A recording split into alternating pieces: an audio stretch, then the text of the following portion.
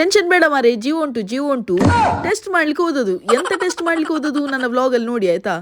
ಬಿರಿಯಾನಿ ನೋಡಿ ತಿನ್ನದಿಲ್ಲದ್ರೆ ಹೇಗೆ, ಬಿರಿಯಾನಿಗೆ ಬೇಜಾರಾಗುದ್ಲವ.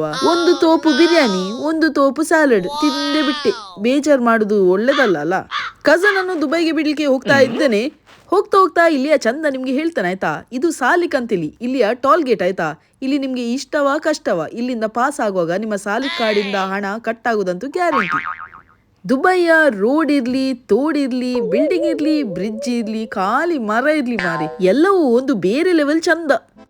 ಯಾಕೆ ನಿಮ್ಗೆ ಇಲ್ಲಿಯ ರೋಡ್ ಬಿಲ್ಡಿಂಗ್ ಎಲ್ಲ ತೋರಿಸಿದ್ದಾನಂದ್ರೆ, ಇಂಡಿಯಾದ ಮೀಡಿಯಾ ಹೇಳ್ತಾ ಉಂಟಲ್ಲ, ದುಬೈಯಲ್ಲಿ ವಾರ್ ಆದ್ರಿಂದ ಎಲ್ಲ ಹೋಗಿದೆ, ಎಲ್ಲ ಬಿದ್ದು ಬಿಟ್ಟಿದೆ ಅಂತೇಳಿ. ಸತ್ಯ ಹೇಳ್ಬೇಕಾದ್ರೆ ಇಲ್ಲಿ ಎಂತ ಸಹ ನಡೀತಿಲ್ಲ, ಎಲ್ಲ ನಾರ್ಮಲ್ ಉಂಟು, ಹಾಗೆ ಸಹ ಹೇಳುದಿಲ್ಲ ನಾನು.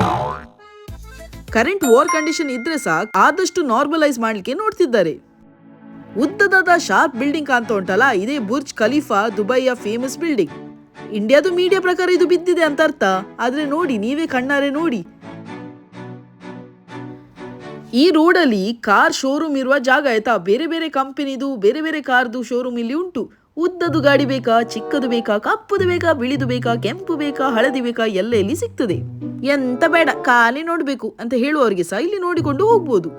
ನಾವು ಹೀಗೆ ಮಾರ್ಕೆಟಿಗೆ ಹೋಗಿ ಕಾಯಿಪಲ್ಲೆ ತಗೊಂಡು ಬರ್ತೇವೆ, ಹಾಗೆ ಇಲ್ಲಿ ಕೆಲವರು ಬಂದು ಕಾರ್ ಪಾರ್ಕ್ ಮಾಡಿ ಕಾರ್ದು ಶಾಪಿಂಗ್ ಮಾಡ್ಲಿಕ್ಕೆ ಬರ್ತಾರೆ.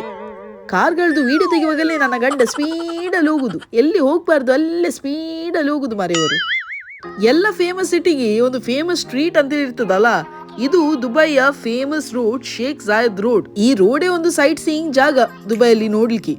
ಈ ಉರುಂಟಾದ ಬಿಲ್ಡಿಂಗ್ ಕಾಣ್ತಾ ಉಂಟಲ್ಲ, ಜಿಗ್ಗ ಬಿಲ್ಡಿಂಗ್, ಇದು museum of future. Okay next vlog ಅಲ್ಲಿ ಸಿಗುವ ಆಯ್ತಾ. ಫಾಲೋ ಮಾಡಿ.